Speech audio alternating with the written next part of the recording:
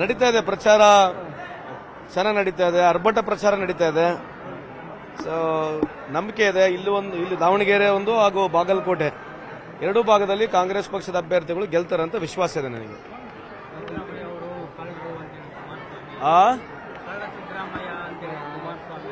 ಅಲ್ಲ ಈಗ ಆ ರೀತಿ ಮಾತಾಡ್ತಕ್ಕಂಥದ್ದು ಎಷ್ಟು ಸರಿ ಅಂತೇಳಿ ಸಾರ್ವಜನಿಕರು ಅರ್ಥ ಮಾಡ್ಕೊಳ್ತಾರೆ.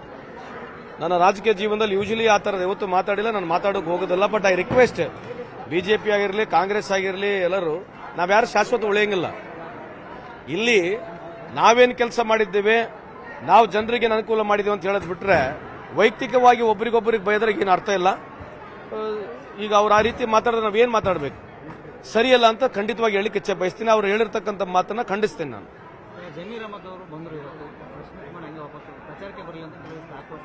ಇಲ್ಲ ಬರ್ತಾರೆ ಅನ್ಸುತ್ತಲ್ಲ, ನಾಳೆ ನಾಳೆ ಬರ್ತಾರಂತ ಬರ್ತಾರೆ. ಬೇರೆ ಖಂಡಿತವಾಗ್ಲೂ 2 ಕಡೆ ಗೆಲ್ತೀವಿ. ಬಿಜೆಪಿ ಡಬ್ಬ ಮುಗಿಲಿಕ್ಕೆ ಬಂದಿದೆ. ಟಿಫನ್ ಡಬ್ಬ ಕಟ್ಕೊಂಡಿದ್ದು 12 ವರ್ಷದಿಂದ ಹಳೇ ಪಿಕ್ಚರ್ ಹೇಳಿ ಹೇಳಿ ಹೇಳಿ ಇವ್ರ ಹತ್ರ ಈಗ ಏನು ಹೇಳಲಿಕ್ಕೇನು ಇಲ್ಲ.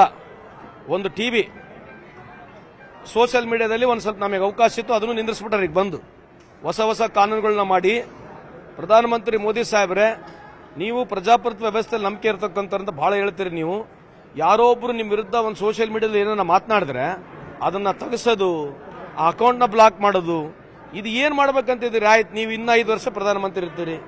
ನೀವು ಸಾಧನೆಗಳ ಬಗ್ಗೆ ಮಾತನಾಡಿದ್ರೆ ವಿನಾವರ್ತು ನೇರವ್ರನ್ನ ಬೈಯೋದು, ಕಾಂಗ್ರೆಸ್ನವ್ರನ್ನ ಬೈಯೋದು, ನೇರವ್ರನ್ನ ಬೈಯೋದು. ನೀವು ದಯಮಾಡಿ ಒಂದು ನನಗೆ ರಿಕ್ವೆಸ್ಟ್ ಇದೆ, ಮಾಧ್ಯಮ ಸ್ನೇಹಿತರಲ್ಲಿ ಮನವಿ ಮಾಡ್ಕೊಳ್ತಕ್ಕಂಥದ್ದು, ಅವ್ರು ನಮ್ಮನ್ನ ಬಂದು ಟೀಕೆ ಮಾಡ್ತಾರೆ. ಆಯ್ತು, ಬಿಜೆಪಿ ರೂಲ್ಡ್ ಸ್ಟೇಟ್ಗಳಲ್ಲಿ ಏನಿದೆ ಇವತ್ತು? ಉದಾಹರಣೆಗೆ ಬಿಹಾರ್ ತಗೊಳ್ಳೋಣ, UP ತಗೊಳ್ಳೋಣ, ಯಾವ ಸ್ಥಾನದಲ್ಲಿದೆ? ಗುಜರಾತ್ ಯಾವ ಸ್ಥಾನದಲ್ಲಿದೆ ಅಂತ ಕೇಳಿ ನೋಡ್ರಿ.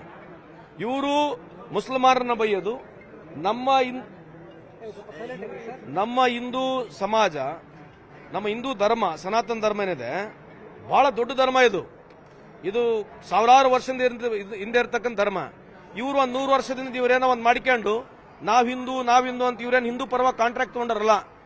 ಎಲ್ಲರೂ ಈ ದೇಶದಲ್ಲಿ ಸುಮಾರು 85% ಜನ ಹಿಂದೂಗಳೇ ಇದ್ದಾರೆ.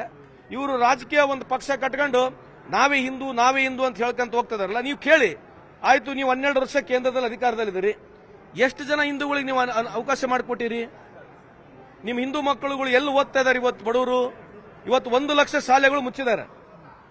ಇವತ್ತು ಮೋದಿ ಸಾಹೇಬರು ಬಂದ ನಂತರ ಈ ಭಾರತ ದೇಶದಲ್ಲಿ 1 ಲಕ್ಷ ಶಾಲೆಗಳು ಮುಚ್ಕೊಂಡು ಹೋಗಿದ್ದಾವೆ. ಅದರ UP, MP, ಬಿಹಾರ್ ಸೇರಿದ್ರೆ 80% ಶಾಲೆಗಳು ಇಲ್ಲೇ ಮುಚ್ಕೊಂಡು ಹೋಗಿದ್ದಾವೆ. ಇದಕ್ಕೆ ಯಾರು ಉತ್ತರ ಕೊಡಬೇಕು? ಇದಕ್ಕೆ ನಾವೇನು ಪ್ರಶ್ನೆ ಕೇಳಬೇಕು? ಏನು ಪ್ರಶ್ನೆ ಕೇಳಬೇಕಾ ಗೊತ್ತಿಲ್ಲ ದೇಶಕ್ಕೆ. ಅವರೇ ದಿನ ಬೆಳಿಗ್ಗೆ ಬರೋದು, ನಮ್ಮನ್ನ ಪ್ರಶ್ನೆ ಕೇಳೋದು. ಸ್ವಾಮಿ, ನೀವು ಆಡಳಿತ ಮಾಡ್ತಿದ್ದೀರ 12 ವರ್ಷದಿಂದ, ನಮ್ಮ ಮೇಲೆ ಯಾಕೆ ನೀವು ಪ್ರಶ್ನೆ ಕೇಳ್ತೀರಿ? ನೀವೇನು ಮಾಡಿದಿರಿ ಅಂತ ಹೇಳಿ ಅಂತಕ್ಕಂಥದಕ್ಕೆ ಮಾಧ್ಯಮದವರಿಗೆ ಅವಕಾಶ ಕೊಡೋದಿಲ್ಲ. 12 ವರ್ಷ ಆಯ್ತು, ಒಂದು ಪ್ರೆಸ್ ಮೀಟ್ ಮಾಡೋದಿಲ್ಲ. ಪುಣ್ಯಾತ್ಮರು ವಿಶ್ವಗುರು ಅಂತ ನಾವು ಹೇಳ್ಕೊಂಡು ಅಡ್ಡಾಡ್ತಾ ಇದೀವಿ. ನೇಪಾಲ್ ನಮ್ಮ ಜೊತೆ ಸರಿ ಇಲ್ಲ. ನೇಪಾಲ್ ಇದು ಮೋಸ್ಟ್ಲಿ ಅರೌಂಡ್ 90-95% ಹಿಂದೂ ರಾಷ್ಟ್ರ. ನಮಗೆ ನೇಪಾಳಿಗೆ ಯಾಕೆ ಸರಿ ಇಲ್ಲ ಅಂತ ಯಾರನ್ನ ಕೇಳಬೇಕು ಬೇಡ. ನೇಪಾಳಿಗೆ ನಮಗೆ ಸರಿ ಇಲ್ಲ, ಭೂಟಾನಿಗೆ ನಮಗೆ ಸರಿ ಇಲ್ಲ. ಯಾವುದೋ ಇರಾನ್ ಅವರು ನಮಗೇನೋ ಚಾಬಾರ ಪೋರ್ಟ್ ಕೊಟ್ಟಿದ್ರು, ಅಲ್ಲಿಂದನೂ ಹೊರಗೆ ಬಂದ್ಬಿಟ್ಟಿವಿ. ಶ್ರೀಲಂಕಾ ಸರಿ ಇಲ್ಲ. ಯಾವ ದೇಶದ ಜೊತೆ ನಾವು ಸರಿ ಇದೀವಿ? ಇವ್ರೇನು ವಿಶ್ವಗುರು ಅಂತ ಇವ್ರೇನು ಹೇಳ್ಕೊಂಡು ಅಡ್ಡಾಡ್ತಿದ್ದಾರೆ. ಯಾರು ಹೇಳ್ಬೇಕು? ಇವರೇ ವಿಶ್ವಗುರುನ? ಇವತ್ತು ಗ್ಯಾಸ್ ಇಲ್ಲ, ಡೀಸೆಲ್ ಇಲ್ಲ, ಪೆಟ್ರೋಲ್ ಇಲ್ಲ, ಲೈನಿಗೆ ಜನಗಳು ನಿಂತ್ಕೊಂಡು ಬಡದಾಡ್ತಾ ಇದಾರೆ. ಇವ್ರು ಇನ್ನಾದ್ರೂ ಭಾಷಣ ಮಾಡೋದು, ಇವರೆಷ್ಟಿಗೆ ಇವ್ರಿಗೆ ಹೇಳ್ಕೊಳ್ಳೋದು. ಅವನ ಎಲೆಕ್ಷನ್ ಒಂದು ಏಜೆಂಟ್ ಹಿಡ್ಕೊಂಡ್ಬಿಟ್ಟಾರೆ, SR ನಲ್ಲಿ ಹೋಗೋದು. ಯಾರು? ಕನ್ಯಾಕುಮಾರ, ಯಾರ ಹೆಸರು? ಜ್ಞಾನೇಶ್ ಕುಮಾರ್ ಹಿಡ್ಕೊಂಡ್ಬಂದ್ಬಿಟ್ಟು ಎಲೆಕ್ಷನ್ ಗೆಲ್ತಕ್ಕಂಥ ಒಂದು ವ್ಯವಸ್ಥೆ. ಈಗ ಮೊನ್ನೆ ತಾನೇ ಒಂದು ರೆವಲ್ಯೂಷನ್ ಆಗಿದೆ. ಆಂಧ್ರ ಪ್ರದೇಶನಲ್ಲಿ 11:45 ರಾತ್ರಿ, ಅಂದ್ರೆ 11:45 PM ರಾತ್ರಿ 11:45ರಿಂದ 2 ಗಂಟೆವರೆಗೆ ಪೋಲಿಂಗ್ ಆಗಿದೆ ಅಂತೇಳಿ ವೆಬ್ಸೈಟ್ ಅಲ್ಲಿ ತೋರಿಸ್ತಾ ಇದೆ. ಸುಮಾರು 17 ಲಕ್ಷ ವೋಟ್ ಆಗಿದೆ. 76% ಇರತಕ್ಕಂಥ ವೋಟಿಂಗು 4% ವೋಟ್ ಶೇರ್ ಜಾಸ್ತಿ ಆಗಿದೆ. 3500 ಬೂತ್ಗಳು, 3500 ಬೂತ್ಗಳಲ್ಲಿ 17 ಲಕ್ಷ ಅಷ್ಟು ವೋಟಿಂಗ್ ಆಗಿದ್ರೆ 6 ಸೆಕೆಂಡಿಗೆ ಒಂದು ವೋಟ್ ಆಗಿದೆ ಅಂತ ಅರ್ಥ. 6 ಸೆಕೆಂಡಿಗೆ ಒಂದು ವೋಟ್ ಆಗಿದೆ ಅಂತ ಅರ್ಥ. ನಾವಿರ್ತಕ್ಕಂಥ ಈ ಸ್ಟ್ಯಾಟಿಸ್ಟಿಕ್ ಬರ್ತಾ ಇದೆ. ಈ ಡಾಟಾ ಬಗ್ಗೆ ಕೇಳ್ರಿ, ಒಬ್ರು ಏನು ಹೇಳಂಗಿಲ್ಲ. ಇವರು ಗೆಲ್ತಕ್ಕಂಥದ್ದು ಮಷೀನ್ಗಳು, ಜನಕ್ಕೆ ಸುಳ್ಳು ಹೇಳ್ನಲ್ಲೀಗ. ನಮ್ಮ ಕಾಲದಲ್ಲಿ ಈ ಸ್ವಾತಂತ್ರ್ಯ ಪೂರ್ವದಲ್ಲಿಂದ ಸ್ವಾತಂತ್ರ್ಯ ಬರೋವರೆಗೆ ಈ ದೇಶದಲ್ಲಿ ಎಷ್ಟು ಗುಡಿಗಳಿದೆ ಅಂತ ಹೇಳಿದ್ವಿ. ಇವ್ರು ಬಂದು ಎಷ್ಟು ಗುಡಿಗಳು ಕಟ್ಟಾರಂತೆ? ಒಂದೇ ಒಂದು ರಾಮ ಮಂದಿರ ಕಟ್ಟಿದ್ದಾರೆ.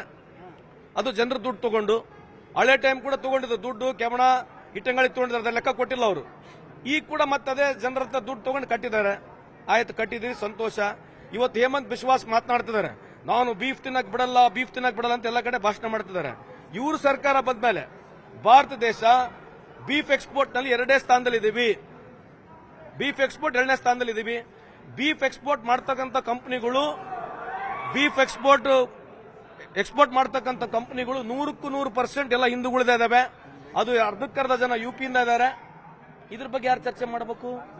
ಯಾವ ಬೀಫ್ ಎಕ್ಸ್ಪೋರ್ಟ್ ಆಗಿರ್ತಕ್ಕಂಥ ಕಂಪನಿಯಿಂದ ಚಂದ ತಗೊಂಡಿದ್ದಾರೆ, ಚಂದ ವಸೂಲಿ ಮಾಡಿದ್ದಾರೆ. ಚಂದ ವಸೂಲಿ ಮಾಡಿ ಬಿಜೆಪಿ ಆಫೀಸ್ಗಳು ಕಟ್ಕೊಂಡಿದ್ದಾರೆ. ಬಿಜೆಪಿಯ ಆಫೀಸ್ ಕಟ್ಕೊಂಡ ಜೊತೆಗೆ ಇವತ್ತು ಬಿಜೆಪಿಯ ಬ್ಯಾಲೆನ್ಸ್ 10,000 ಕೋಟಿ ಇದೆ ಆಫೀಸ್ದು. ಇದು ಯಾರು ಕೇಳ್ಬೇಕು ಸ್ವಾಮಿ? ನರೇಂದ್ರ ಮೋದಿ ಸಾಹೇಬರು 14,000 ಕೋಟಿ ಕಲೆಕ್ಟ್ ಮಾಡಿದ್ದಾರೆ. ಇದರಲ್ಲಿ ಪಿಎಂ ಕೇರ್ ಫಂಡ್ ನಲ್ಲಿ. ಪಿಎಂ ಕೇರ್ ಫಂಡ್ ನಲ್ಲಿ ಕಲೆಕ್ಟ್ ಮಾಡಿರ್ತಕ್ಕಂಥ ದುಡ್ಡನ್ನ ಈ ದೇಶದ ಯಾರು ಪ್ರಶ್ನೆ ಕೇಳ್ಕೊಡ್ದು ಅಂತ ಹೇಳಿ ಅವರೇ ಕಾನೂನು ಮಾಡ್ತಾ ಇದ್ದಾರೆ. ಮತ್ತೆ ಏನ್ ಕೇಳ್ಬೇಕು ನಾವು ಪ್ರಧಾನಮಂತ್ರಿ ಅವರಿಗೆ? ಬಿಜೆಪಿಗೆ ಏನ್ ಕೇಳ್ಬೇಕಂತ ನಾವು? ಇವ್ರು 70 ವರ್ಷದ ನಮಗೆ ಇತಿಹಾಸ ಕೇಳ್ತಾ ಇದಾರೆ, 70 ವರ್ಷದ ಲೆಕ್ಕ ಕೇಳ್ತಾ ಇದಾರೆ. ಪಿಎಂ ಕೇರ್ ಫಂಡ್ ಲೆಕ್ಕ ಕೊಡ್ರೋ ಮಾರಾಯರು ನೀವು. 70 ವರ್ಷ ಏನಾಯ್ತಂತ ನಮ್ಮನ್ನ ಲೆಕ್ಕ ಕೇಳ್ತಾರೆ. ನೀವು ಮೊನ್ನೆ ತಾನೇ 14,000 ಕೋಟಿ ನೀವೊಂದು ಟ್ರಸ್ಟ್ ಮಾಡ್ಕೊಂಡು ದುಡ್ಡು ತಗೊಂಡು ಅದ್ರ ಲೆಕ್ಕ ಕೊಡಕ್ ನಿಮಗೆ ಬರ್ತಾ ಇಲ್ಲ. ಬಿಜೆಪಿಗೆ ನಾಚಿಕೆ ಇದೆಯಾ? ಮತ್ತೆ ದೇಶದ ಬಗ್ಗೆ ಮಾತಾಡ್ತಾರೆ, ಭಾರತ್ ಮಾತಾ ಕಿ ಜೈ ಅಂತ ಹೇಳ್ತಾರೆ. ಅಲ್ಲಿ ನೋಡಿದ್ರೆ ಬಾಂಗ್ಲಾದೇಶದಲ್ಲಿ ಹಿಂದೂಗಳು ಮೇಲೆ ಅತ್ಯಾಚಾರ ಆಗುತ್ತೆ. ಅದೇ ಬಾಂಗ್ಲಾದೇಶಿಗೆ 5,000 ಟನ್ ಮೆಟ್ರಿಕ್ ಟನ್ ಅಷ್ಟು ಡೀಸೆಲ್ 52 ರೂಪಾಯಿ ಕೊಡ್ತಾರೆ. ಯಾರು ಕೇಳ್ಬೇಕು ಈ ಪ್ರಶ್ನೆ? ಇವ್ರು ಯಾವಾಗ ಬೇಕಿದವ್ರು ಮುಸಲ್ಮಾನರಿಗೆ ಬೈಬಹುದು. ಮುಸಲ್ಮಾನರಿಗೆ ಬೈತಕ್ಕಂಥ ಉದ್ದೇಶ ವೋಟ್ ಕೇಳಕ್ ಬಿಟ್ರೆ, ಹಿಂದೂಗಳು ವೋಟ್ ಸಿಗ್ತದೆ ಅನ್ನೋದು ಬಿಟ್ರೆ, ಇವರು 85% ಈ ದೇಶದಲ್ಲಿ ಹಿಂದೂಗಳಿದ್ದಾರೆ. ಯಾವ ಹಿಂದೂಗೆ ಅನುಕೂಲ ಆಗಿದೆ ಅಂತ ಕೇಳ್ರಿ ಅಂತ ನನ್ನ ಪ್ರಶ್ನೆ ನಿಮಗೆ. ದಯಮಾಡಿ ಕೇಳ್ರಿ ಅವರಿಗೆ. ಅದೇ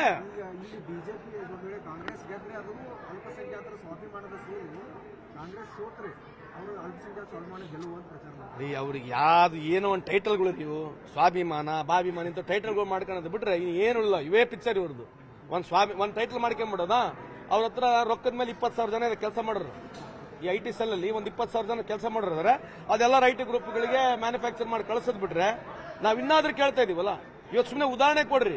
ಇವತ್ತು ಡಾಲರ್ ರೇಟಿಗೆ ರುಪಿ ರೇಟಿಗೆ ಯಾರನ್ನ ಮಾತಾಡ್ತಾರೆ ಬಂದು. ನಾಚಿಕೆ ಮಾನ ಮರ್ಯಾದೆ ಏನೇನಿದೆ ಬಿಜೆಪಿ ಅವರಿಗೆ? ಕೇಳಿ ನೋಡ್ರಿ. ಇಂಥ ಪ್ರಶ್ನೆಗಳು ಯಾವ ಉತ್ತರ ಕೊಡೋದಲ್ಲ. ಅವೇ ಇಂಥವೇ ಮಾತಾಡೋದು. ಏನೋ ಒಂದು ಕೇಳ್ಬಿಟ್ರೆ ಭಾರತ್ ಮಾತಾ ಕಿ ಜೈ ಅಂತ ಹೇಳೋಬಿಡೋದು. ಮುಸಲ್ಮಾನರಿಗೆ ಪಾಕಿಸ್ತಾನಿಗೆ ಬೈದ್ಬಿಟ್ರೆ ಏನು ಉಳಿದಿಲ್ಲ. ಕಾಲ ದೂರ ಇಲ್ಲ. ಎಲ್ಲದಕ್ಕೂ ಕಾಲಕ್ಕೆ ಕ್ರಮೇಣವಾಗಿ ದೇವ್ರು ತೋರಿಸ್ತಾನೆ.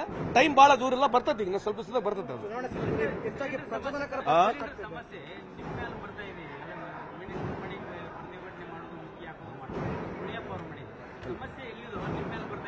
ಅದೇ ಹೇಳ್ತಿರೋದು. ಈಗ ಬಿಜೆಪಿ ಉತ್ತರ ಕೊಡಬೇಕಲ್ಲ. ಈಗ ಸಮಸ್ಯೆ ಇರತಕ್ಕಂಥದ್ದು ನಮ್ಮ ಸ್ಟೇಟ್ ಅಡ್ಮಿನಿಸ್ಟ್ರೇಷನ್ ಏನಿದೆ ಸೆಂಟ್ರಲ್ ಗೌರ್ಮೆಂಟ್ ಬರಬೇಕು. ನಾವು ಸಪ್ಲೈ ಮಾಡಬೇಕು. ಸ್ಟೇಟ್ ಎಲ್ಲಿಂದ ಬರ್ಬೇಕು? LPG ಗ್ಯಾಸು, ಕ್ರೂಡ್ ಆಯಿಲ್ ಎಲ್ಲಿಂದ ಬರಬೇಕು? ಮತ್ತೆ ಅದನ್ನು ನೀವು ಅರ್ಥ ಮಾಡ್ಕೊಂಡು ಕೇಳಿ ಅವರಿಗೆ. ಅಲ್ಲ, ಹೋಗಿ ಜನ ಅಲ್ಲಿ ಸ್ಟ್ರೈಕ್ ಮಾಡೋದಕ್ಕೆ ಆಕ್ರೋಶಕ್ಕೆ ಒಪ್ಪ, ನಾವು ಅದು ಗೌರವಿಸ್ತೀವಿ. ಬಟ್ ಎಲ್ಲ ಬರ್ತಕ್ಕಂಥದ್ದು ಕೇಂದ್ರ ಸರ್ಕಾರದಿಂದ ಬರಬೇಕು. ಅದ್ರ ಬಗ್ಗೆ ಜಾಸ್ತಿ ಚರ್ಚೆ ಆಗೋದಿಲ್ಲ. ಇವತ್ತು ನೋಡಿ, ಮೊನ್ನೆ ತಾನೇ ಕತರ್ಲಿಂದ 20 ಹೆಣಗಳು ಬಂದಿದ್ದಾವೆ. ಮೊನ್ನೆ ವಾರ್ನಲ್ಲಿ UAEಲಿಂದ 20 ಹೆಣಗಳು ಬಂದಾವೆ. ಯಾರು ಯಾವಾಗ ಸತ್ತಿದ್ದಾರೆ ಒಂದು ಡೀಟೇಲ್ಸ್ ಇಲ್ಲ. ಹೆಣಗಳು ಬಂದಿದ್ದಾರೆ. ಒಂದು ಸೌಜನ್ಯಕವಾಗಿ ಪ್ರಧಾನಮಂತ್ರಿ ಅವರು ಒಂದು ಸಂತಾಪ ಸೂಚನೆ ಮಾಡಂಗಿಲ್ಲ. ಯಾಕಂದ್ರೆ ಇವರು ಟೀ ಗಾರ್ಡನ್ ಡ್ಯಾನ್ಸ್ ಮಾಡ್ತಿದ್ದಾರೆ, ಚಪ್ಪಾಳೆ ಹೊಡಕಂತ ಡ್ಯಾನ್ಸ್ ಮಾಡ್ತಿದ್ದಾರೆ. ಏನೋ ಒಂದು ಪಿಕ್ಚರ್ ನಡೀತೈತಿ ಈ ದೇಶದಲ್ಲಿ. ನೋಡ್ಬೇಕು ನಾವು. ದಿನ ಬೆಳಗ್ಗಿದ್ರೆ ನಿರ್ವಲ್ಲ ಅವ್ರನ್ನೇ ನೋಡ್ಬೇಕು. ಒಂದು ಸರಿಯಾನ ಪ್ರೆಸ್ ಮೀಟ್ ಮಾಡ್ಲಿ ಅಂತ ಹೇಳಿ ತಮ್ಮ ಮುಖಾಂತರ ಕೇಳ್ಕೊಳ್ತೀವಿ.